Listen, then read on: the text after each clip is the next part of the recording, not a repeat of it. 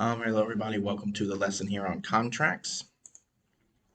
So our objectives and standards, you will be able to identify the elements of a contract and explain the legal issues behind contracts. And our standards, apply examples of the rule of law related to individual rights and the common good, and evaluate the application of the principles and ideals in contemporary civic life in terms of justice. Our desired result, what power do contracts have in terms of the law? So when there is an agreement between two or more persons to exchange something, this is known as a contract. It's legally binding parties to do what they promise to do. If a party fails to live up to such a promise, they will have breached or violate the contract, and contracts are part of our daily lives. You may not think of these examples being contracts, but riding the bus, you buy a ticket, you paid money for the bus driver to take you somewhere, and they're providing that service of transportation. Even buying a movie ticket, eating in a restaurant, or seeing a concert. But even though these sound simple enough and easy enough, it's important to understand your rights and responsibilities when it comes to contracts. Okay, the elements of contracts. Contracts have to have certain elements in them to be legally binding. First, there must be an offer by one party and an acceptance by another. The offer is directed to a specific person, such as ordering food at a restaurant, because the cook or the chef is agreeing to make you your food the way you want it in exchange for money. The second one is an exchange of consideration.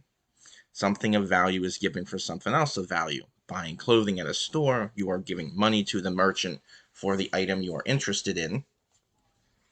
And the last one there, letter C, people who enter into contracts must be legally competent.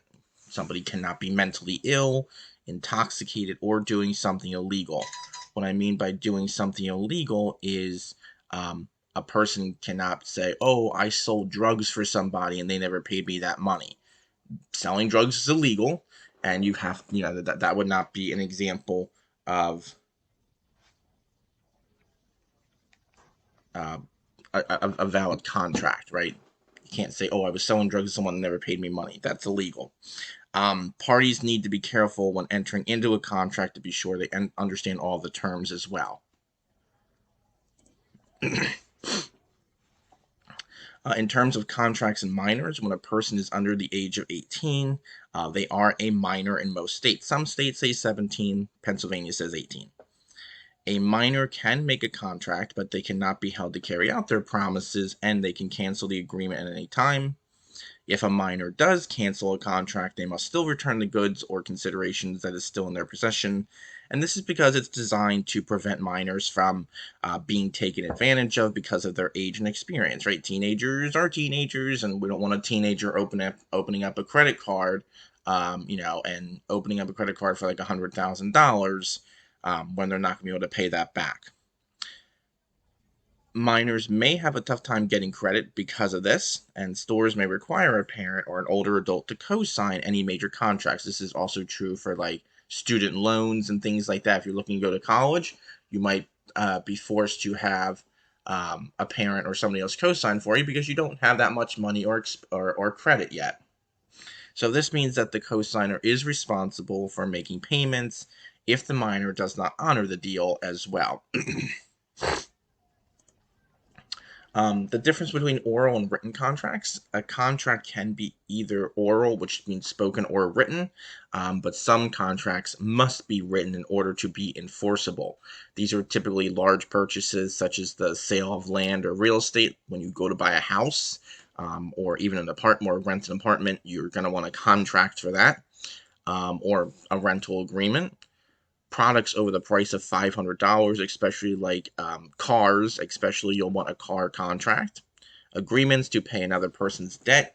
You want to make sure that you don't have, you don't want to be having someone say, oh, pay my $1,000 bill, and then you don't, get that money, or, say, back because they owe you that money.